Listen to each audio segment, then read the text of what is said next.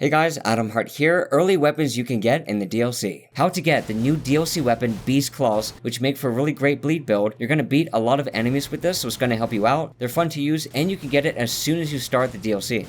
You get this near the start inside of Grace, Gravesite Plain, located here on the map. When you're at the Grace, go southeast into the woods, which is really close by, and kill a hostile NPC called Logar the Beast Claw. It attacks very quick and causes enemies to flinch, and some of them won't even be able to get their attacks off on you. It causes a blood loss buildup, pulls you toward enemies when attacking, which helps you get close to them. Its weapon skill does a bunch of fast slashes, which can make you duck a lot of enemy attacks, and that's what makes this weapon even better. And the upward slash at the end helps hit enemies in the air.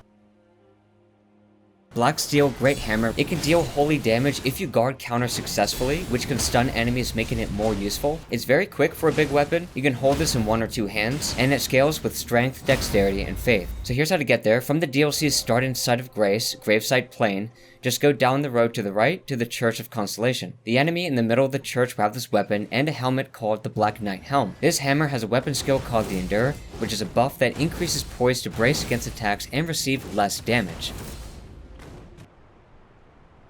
Backhand Blade, its weapon skill Blind Spot lets you close the distance fast like a Bloodhound step and then a backstab tech. From the DLC's start inside of Grace, Gravesite Plain, go northeast to Scorched Ruins, and keep going northeast and you'll see this small square on the map, which is where the weapon is. So from the Gravesite Plain side of Grace, you can just make a straight line all the way here, and it'll only take you about a minute. You can dual wield the blade in each hand for a faster moveset as well. Greatsword of Solitude and Armor of Solitude. You can get this as soon as you begin the DLC from the Gravesite Plain side of Grace. Just go up to the Western Nameless Mausoleum and you'll fight a boss right away.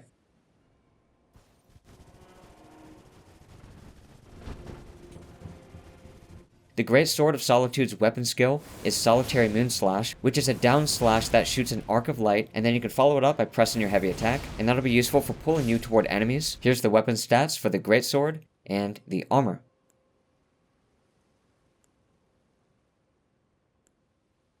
Great Katana, which you can get as soon as you begin the DLC, just like all the other DLC weapons I've shown so far. You get this from the start inside of Grace, Gravesite Plain, and just run straight past the ruins to this lake right here. All you have to do is just run up to the dragon and pick it up. If you didn't do that stealthily, you should probably get out of there. This weapon has more stance damage than a regular katana. The weapon skill is Overhead Stance. When you're in this stance, the light attack does a chop, the heavy attack does 3 chops.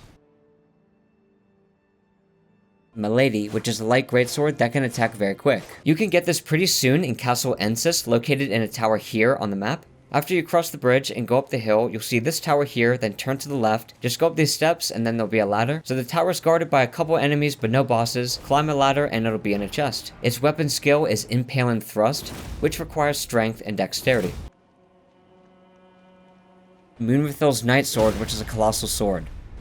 You can get this by defeating Moonrithyll in Castle Ensis, located here on the map, which is near the castle front side of Grace. You fight him within a couple minutes after entering the castle, and he'll look like this. This sword has physical and magic damage. Its weapon skill is Tremendous Phalanx, which is similar to Glint Blade Phalanx, except this one calls bigger swords to appear, which requires strength, dexterity, and intelligence.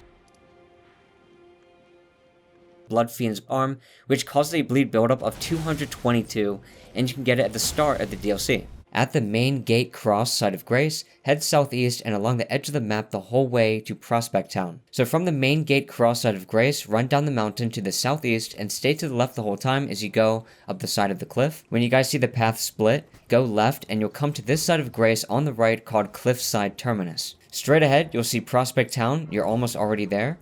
Now you just want to get to the top of Prospect Town, which is really easy. So run up to it on the left side and go up this. Keep going up the stairs and you'll come to this pillar to run up, and just keep running up the building to reach a higher point and you'll find a group of enemies with the Bloodfiend's blood on, and the Bloodfiend's fork. It's a guaranteed drop here, and if you die, just go to the nearest side of Grace, Cliffside Terminus, and come back. Its weapon skill is Endure, which increases poise. Now this weapon constantly staggers enemies and does a ton of damage, so it's a really great weapon to pick up, especially when you're beginning the DLC, and you can change the affinity to blood to help it do better as well, by going to a side of Grace and Ashes of War, and after you select that, then choose Blood. If you can't apply bleed on it, some ashes don't allow you to, or you don't have the black wet blade required to apply. Also, at the top of Prospect Town, there's an Outer God Heirloom which raises Arcane.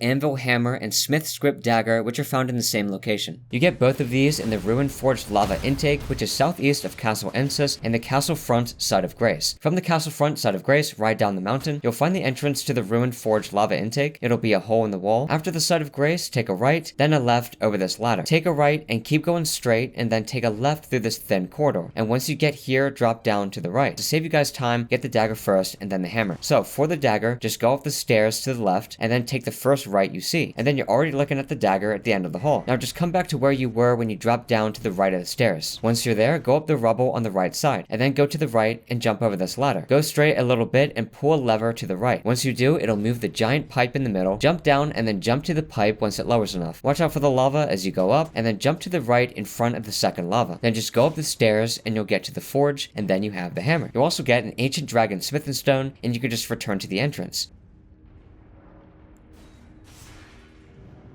Oathseeker Knight Armor, and the new weapon, the Pata. You can get this at the Church of Benediction, and you get there from the Bellerat main gate cross side of Grace, and head in south down the map, past Cliffside Terminus, past Prospect Town, and stand along the cliff the whole way, and you'll reach the church. From the NPC Moor, you'll reach a bunch of cliffs behind him. Keep traveling up the cliffs and stay to the left, and you'll come to the side of Grace, Cliffside Terminus. Keep riding south and stay along the cliffside along the edge of the map and you'll get to the Church of Benediction. So it's really simple and easy, you guys will make it as long as you just stay along the edge of the map. Just outside the church on the edge is the new Oathseeker armor and the new weapon, Pata, and inside the church you'll find a new talisman called the Blessed Blue Dew Talisman. That regains FP.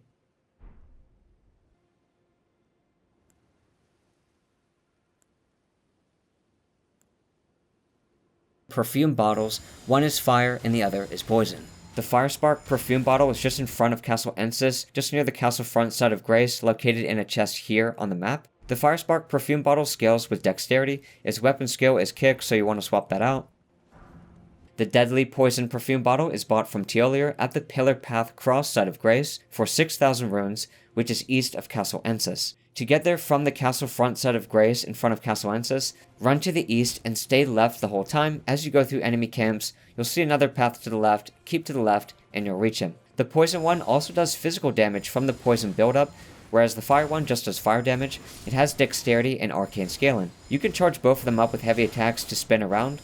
Its weapon skill is Deadly Poison Spray, which sprays poison around you and triggers poison on you as well. You also might want to get Mushroom Crown if you use Poison Spray because it increases your attack power when poison or rot is nearby, and that can be found in the Lake of Rot.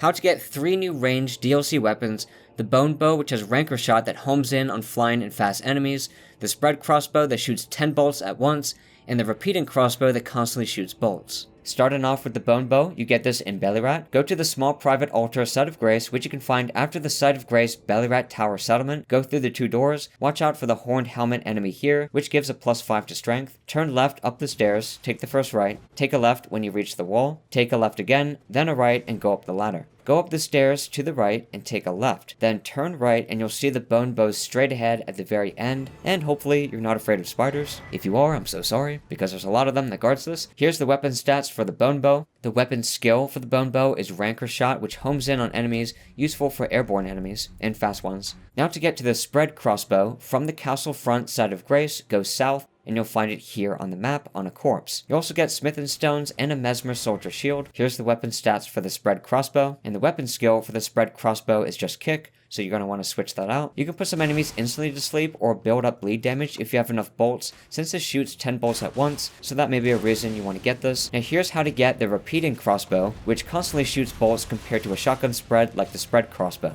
From Morth Ruins, just run south along the road, and you'll find a battle taking place with a dragon. Just run up, grab the Repeating Crossbow, and get out. Unless you want to fight this guy, that's all you. Here's the weapon stats for the Repeating Crossbow. The weapon skill for the Repeating Crossbow is Repeat and Fire. To do this, press the weapon skill button to activate it, and then hold your light attack to repeatedly shoot. And there's 3 new ranged weapons you guys can pick up. Dragon Hunter's Great Katana. Go to Dragon's Pit, which is southeast of Castle Ensis. Inside this catacomb is a boss that drops this weapon.